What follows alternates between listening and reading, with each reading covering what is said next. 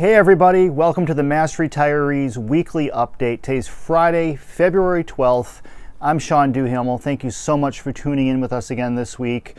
Now, as you can see, I'm sitting outdoors, and you may ask, why in the world is Sean outdoors in February in Dorchester? Well, in honor of all of our members who are outside of Massachusetts right now as snowbirds or as Florida residents, I know how much you miss being back home with what you see over my shoulder right here, being on the ground. Now, we've had a pretty mild winter here in Boston, but the last few weeks we're in a bit of a snow pattern. It's 25 degrees here today, so this is all for you. I'm going to move through this video pretty quick because it's cold outside. Now, the good news I have, which is not the snow that's on the ground or the icicles over my head, is the fact that we got some really good news from the state's Group Insurance Commission this week. The GIC met yesterday.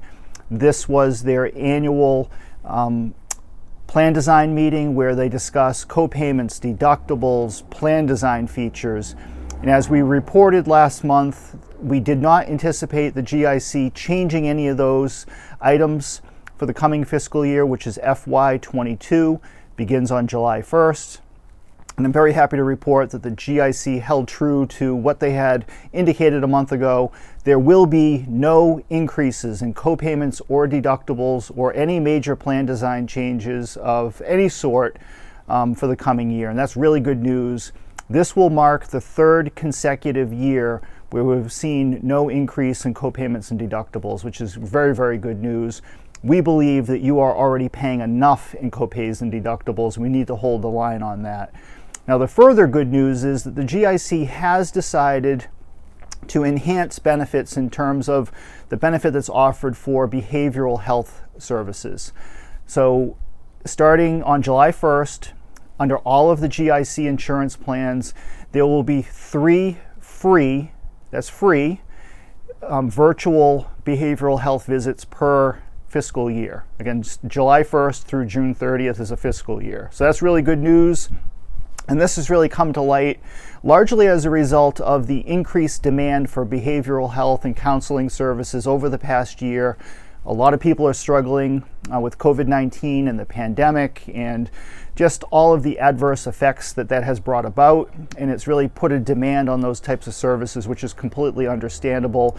I think all of us have struggled through this over the past year, but I'm very happy to bring you some good news in terms of what's coming down the road with the GIC. Now, this is not only good news for those of you who receive your health insurance from the GIC. As we have been pointing out regularly, this is good news for all public retirees and really all public employees throughout Massachusetts.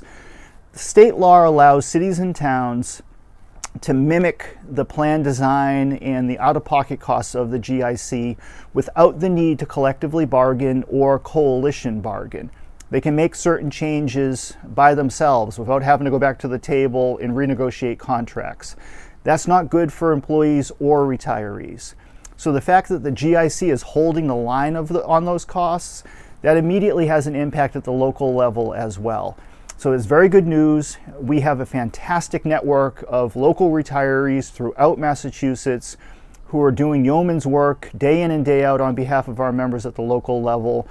But if you hear of any changes taking place or being talked about in your city or town, even if you are not a retiree from that community, but you get wind of it, let us know. Give me a call, give Cheryl or Frank or Bill or Nancy, any of us a call. Let us know what's going on. We work very closely with our local retirees as well as the unions at the local level to fight for you and be there to defend your benefits. But knock on wood, this coming year, by and large, appears to be a status quo year, and we'll take that kind of year when we can get it. Now, the other thing I want to follow up on is really 2 more points. You know that over the past month or so, we have really increased our involvement here in Massachusetts of urging Governor Baker and his administration to include all adults age 65 and over as part of the early piece of phase 2 of the COVID-19 vaccine rollout. And we're very pleased that that began on February 1st with everyone over the age of 75 becoming eligible for the vaccine. Obviously, there's been a lot of hiccups along the way, The governor himself has admitted as much. But the good news is that day in and day out, that process has been getting better. And earlier this week, we finally crossed the threshold where more than half of all adults age 75 and over have been vaccinated here in Massachusetts.